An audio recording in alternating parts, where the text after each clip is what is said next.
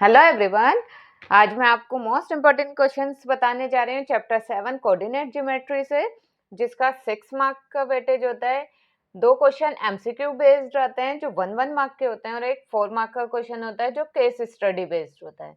तो पहले हम देखेंगे 1 मार्क के क्वेश्चन जो आते हैं, आपके 2 क्वेश्चन आते हैं एमसीक्यू में, और फिर हम देखेंगे केस स्टडी क्वेश्चन किस टाइप का आता है। पहले इस चैप्टर में जो फॉर्मूलेज हैं आप वो देख लेते हैं। डिस्टेंस फॉर्मूला है हमारा। डिस्टेंस फॉर्मूला क्या होता है, अगर कोई भी 2 पॉइंट हैं हमारे पास ए और बी, इसके हमारे पास कोऑर्डिनेट है x1 y1 और ये है x2 y2।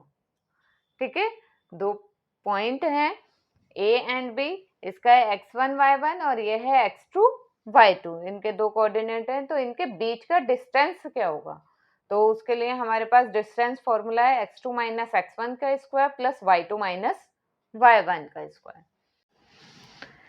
अब है हमारे पास सेक्शन फॉर्मूला। सेक्शन फॉर्मूला क्या होता है, अगर हमारे पास कोई 2 पॉइंट हैं और उसको, उस लाइन को, ए बी जो लाइन है उसको P डिवाइड कर रहा है m1 m2 रेशो में, तो उसका फॉर्मूला होता है, अगर ये x और y हमें फाइंड करना है तो x is equal to m1 x2 plus m2 x1 upon m1 plus m2, और y इज इक्वल टू होता है m1 y2 plus m2 y1 upon m1 plus m2। ठीक है, और हमारे पास है मिड पॉइंट फॉर्मूला कि अगर कोई भी 2 पॉइंट है उसके मिडल में मिड पॉइंट क्या होगा, तो मिड पॉइंट हमें अगर फाइंड करना है तो उसके लिए फॉर्मूला होता है x1 plus x2 upon 2 y1 plus y2 upon 2। ठीक, अब देखिए फर्स्ट क्वेश्चन है जो 1 मार्क के क्वेश्चन में आता है, if the distance between the point 6,2 and 2, p is 5 units then the find the value of p। 2 point हमें दे रखे हैं 6,2 एंड 2, p, और इनके बीच का डिस्टेंस हमें दे रखा है 5 यूनिट्स। मतलब हमें डिस्टेंस हमें गिवन है, हम फॉर्मूला लगा देंगे, फॉर्मूले से हमारे p की वैल्यू फाइंड हो जाएगी। ठीक है, अब सेकंड क्वेश्चन है, find the ratio does x axis divide the line segment joining the point a and b। a और b, ठीक है, इसको हमें रेशियो फाइंड करनी है और बता रखा है कि x एक्सिस पर डिवाइड कर रहे लाइन, तो ये जो पॉइंट होगा ये x एक्सिस पर डिवाइड कर रहा है, तो x एक्सिस पे y 0 होता है, तो हम लिखेंगे x, 0। और हमें रेशियो फाइंड करनी है, तो रेशियो के लिए हम जब हमें रेशियो फाइंड करनी होती है तो हम लेट कर लेते हैं k:1 रेशियो। k:1 रेशियो ले लेंगे और हम सेक्शन फॉर्मूला इसमें लगा देंगे, तो हम इसमें लगाएंगे, हमारे पास 0 दे रखा है y, क्योंकि x एक्सिस पे दे रखा है, x एक्सिस पे y 0 होता है, तो हम डायरेक्ट y वाला फॉर्मूला लगा देंगे। जब y वाला फॉर्मूला लगा देंगे तो हमारे पास रेशियो आ जाएगी। ठीक है, हम डायरेक्ट इसमें y का फॉर्मूला लगा सकते हैं, y is equal to m1 y2। m1 हमारे पास कितना है k, और y2 हमारे पास कितना है -3।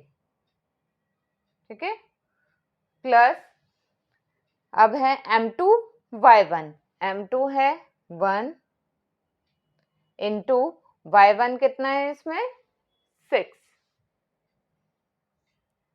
अपॉन m1 प्लस m2 मतलब k प्लस 1, और ये तो हमें 0 दे रखा है y, और जब ये 0 दे रखा है इधर मल्टीप्लाई होकर 0 ही हो जाएगा, तो ये कितना आ जाएगा -3k प्लस 6।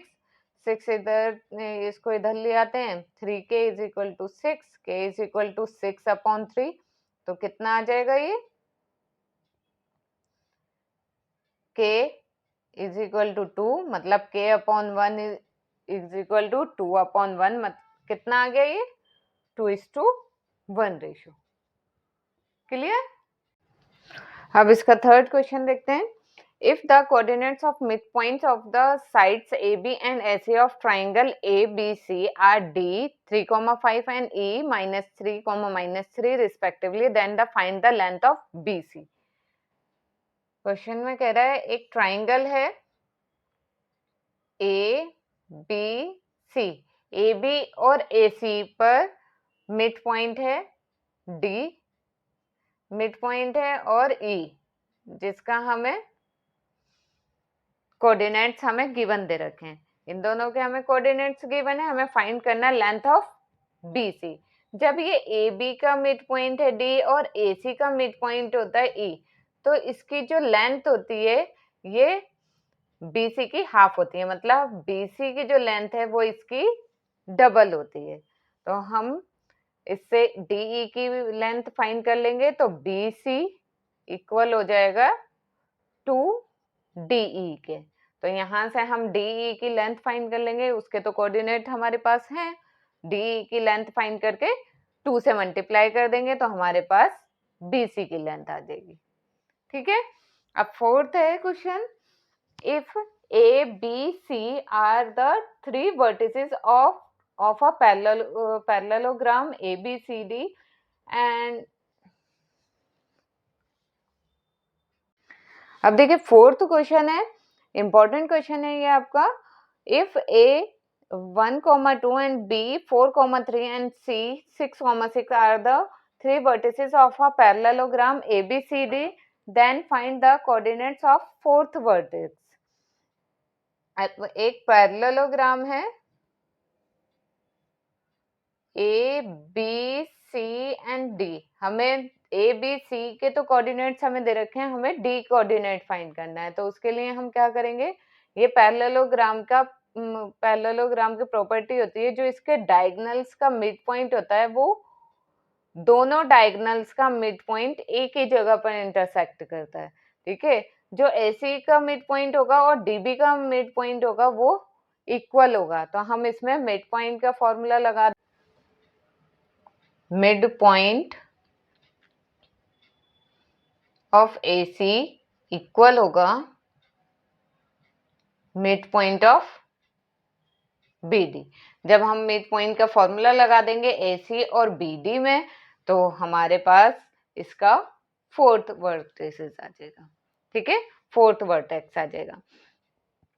अब देखिए इसका फिफ्थ क्वेश्चन देखते हैं, जो 1 मार्क के क्वेश्चन में आता है, ये भी इंपॉर्टेंट क्वेश्चन है। Find the point on the y axis which is equal distance from the point A and B।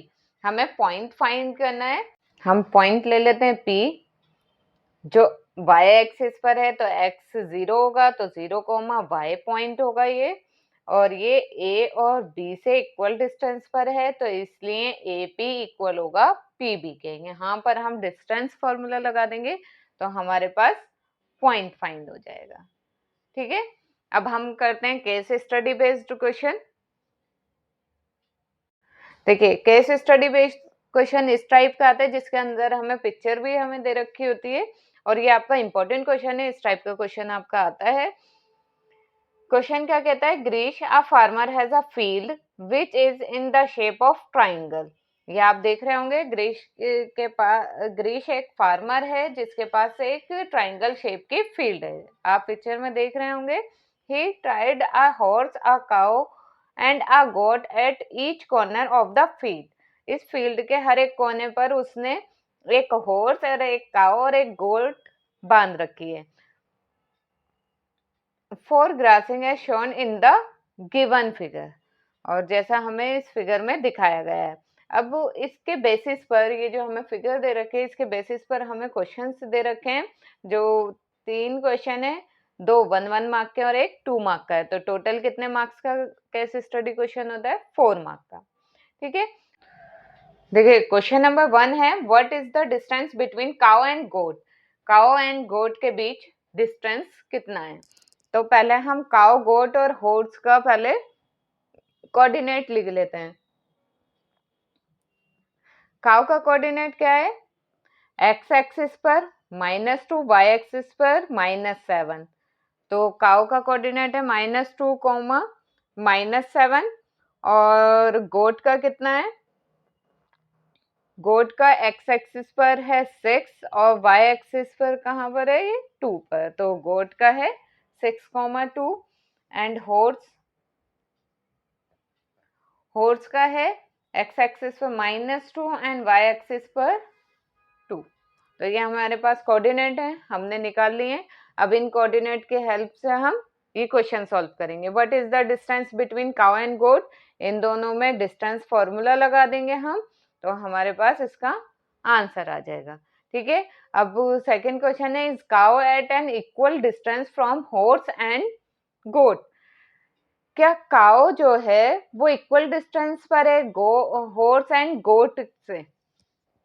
अब काओ और गोट का तो हमने निकाल लिया फर्स्ट पार्ट में। ये आता है हमारा, अगर आप इसे सॉल्व करेंगे, काओ एंड गोट का आ जाता है ये √145 यूनिट। ठीक है, अब काओ एंड गोट का तो हमें पता है इतना है, और काओ एंड हॉर्स का कितना है? काओ एंड हॉर्स का अगर हम निकालेंगे, मैं सी और एच ले लेती हूँ, काओ एंड हॉर्स का हम निकालते हैं तो ये हमारा आ जाता है √82 यूनिट्स। क्या ये इक्वल आ रहा है काओ एंड गोट और काओ एंड हॉर्स का? नो। ये इसने यही तो पूछा था, काओ इक्वल डिस्टेंस पर हॉर्स और गोट के, नहीं, क्योंकि हमने निकाला था ये 145 आया था, काओ और हॉर्स आया √82। तो इसका मतलब इसका आंसर क्या आ जाएगा? इसका थर्ड पार्ट है, if farmer is standing on the boundary just between cow and goat such that his distance from cow is 3 time his distance from goat, find the location of the farmer. Farmer की location हमें बतानी है। Farmer जो खड़ा है वो काओ and goat के बीच में खड़ा है। ठीक है, जो फार्मर जो है वो cow is 3 time is distance from goat, मतलब अगर गोट से 1 है, 1 का डिस्टेंस है, तो काओ से कितना है? 3 टाइम्स, तो इसका गोट से 3 टाइम्स होगा, तो हम इसे ले लेते हैं 3 और यहाँ ले लेते हैं 1, और यहाँ क्या कौन खड़ा है? फार्मर। ठीक है, तो ये हमारा क्या हो जाएगा? रेशो, मतलब 3:1 रेशो हो जाएगा। और ये तो हमें गिवन है, इसका कोऑर्डिनेट भी, और गोट का कोऑर्डिनेट, काओ एंड गोट का हमारा कोऑर्डिनेट गिवन है, इसका हम ले लेंगे एक्स एंड वाई, और सेक्शन फॉर्मूले से हम फार्मर की लोकेशन फाइंड कर लेंगे। ठीक है, ये आता है आपका 2 मार्क का क्वेश्चन। आपको मेरी वीडियो पसंद आई हो तो please like, share and subscribe my channel. Thank you.